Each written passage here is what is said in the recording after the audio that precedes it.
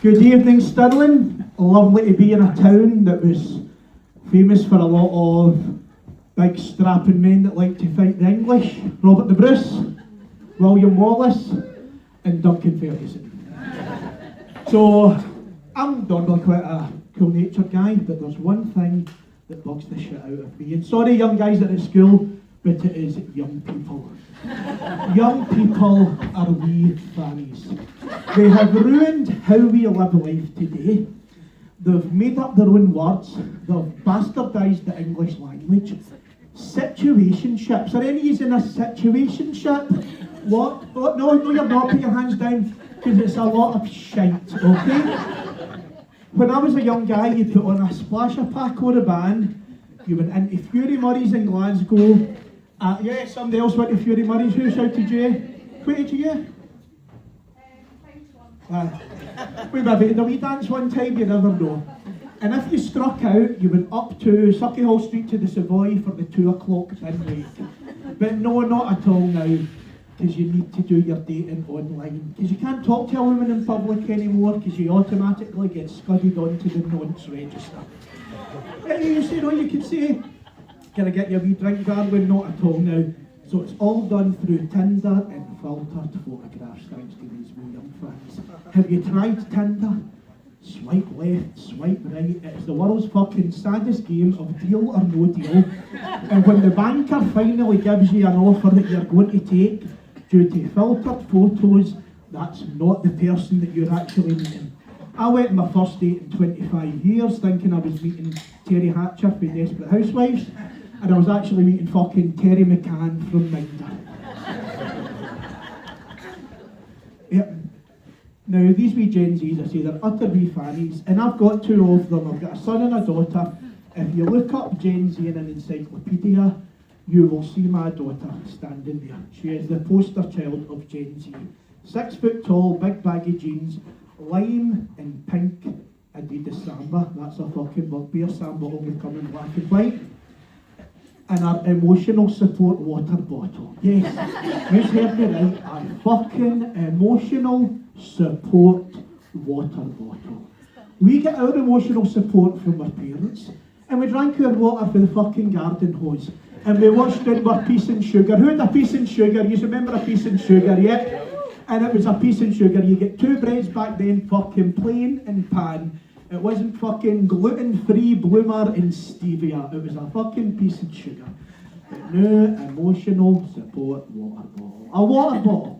You put fobs onto it, you put stickers onto it, and it colour coordinates with what you're wearing. So ladies, I'll ask you, if it's so important to colour coordinate your emotional support water bottle with the clothes you're wearing, why don't you pay the same, make some stipulation, matching your eyebrows to the colour of your hair? So that's another bastardisation of the English language, aesthetics. Aesthetics means visually pleasing. So what the fuck is visually pleasing about a pair of eyebrows that looked as if they were selected out of a game of Guess Who? And you've got these wee lasses that are fucking constantly looking surprised because eyebrows are way up here.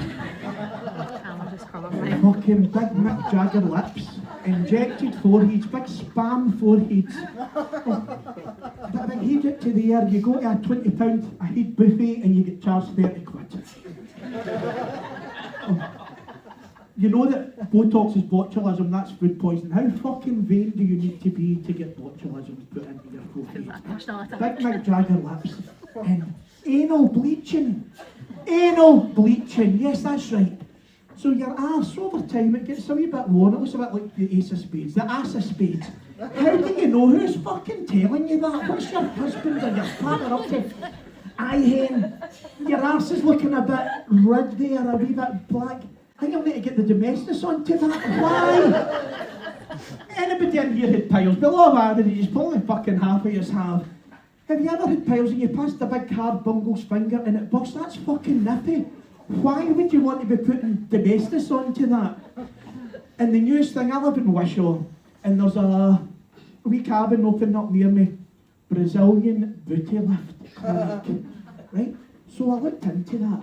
That's where they take fat from elsewhere and stick it in your arse. No, Wishaw, I'm about the thinnest person in Wishaw. Wishaw's an addiction problem, and that's an addiction to fucking munchie boxes. With a bit of extra doner meat and some chips just to be on the safe side.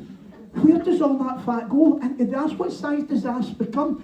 Do they graft a pair of Oscar Pistorius running blades on and you fucking walk about like a centaur? I really don't know. Anyway, these be fannies, they ruined dating, but that's not affected me now because I've met the love of my life, Diane. And we are getting married later this year. We get engaged in February. We went to walk down Buchanan Street in an Argyle Arcade as you do, looking for engagement rings. Have you been in Glasgow recently? Buchanan Street's absolute fucking murder. Every couple of steps, have you got any spare change? I'm cold. I'm hungry. I said, Diane, can you just fucking shut up and look at engagement rings, please? We like to keep our dating alive, you need to keep dating, keep your love life going. A couple of weeks ago we went to the Showcase Cinema in Coatbridge and we saw the Michael Jackson movie. And we sitting and they came up with the British Board of Film Classification. All children under the age of 12 must be accompanied by an adult. Were they not about fucking 35 years too late with that warning? Anyway. So Diane and I, we're both losing weight for the wedding. I've lost 5.5 stone. And we've started doing something I never have done before, sharing food. I've got a lot of ex-partners and my 2 fucking Gen Z dickhead kids. I've got fork marks in the back of their hands for when they've tried to share food with me in the past. But no, we were sitting last night having a cup of coffee. I thought, I'll have a Kit Kat, do you want to share that? She says, no, I'm okay. And I thought, that's unusual. That's the first time I've ever known her to refuse a finger. Yeah, dirty bastards. I was talking about I'm talking about chocolate biscuit, you dirty mindy wee bastard. Anyway, the wedding plans were going along swimmingly, but guess who's ruined them? Fucking young people again! Diane works with young people, and it's, have you got your magician? Have you got your box of flip-flops? They want you to have a fucking box of flip-flops at a wedding. Have you got your magician? Have you got your umbrellas? Have you got your fucking emotional support water bottles?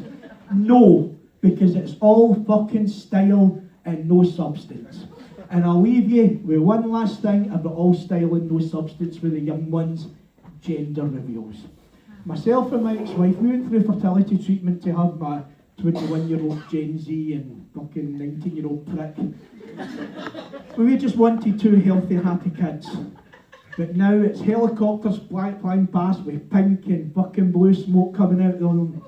But there's some moments in your life that define you and stay with you forever. And I'll never forget that day I came crashing through the door with a lump in my throat and a tear in my eye, and I shouted, it's a boy, it's a boy! And that's the moment in my life I realised I'm never going back to Thailand on holiday again. Thank you very much, Stirling.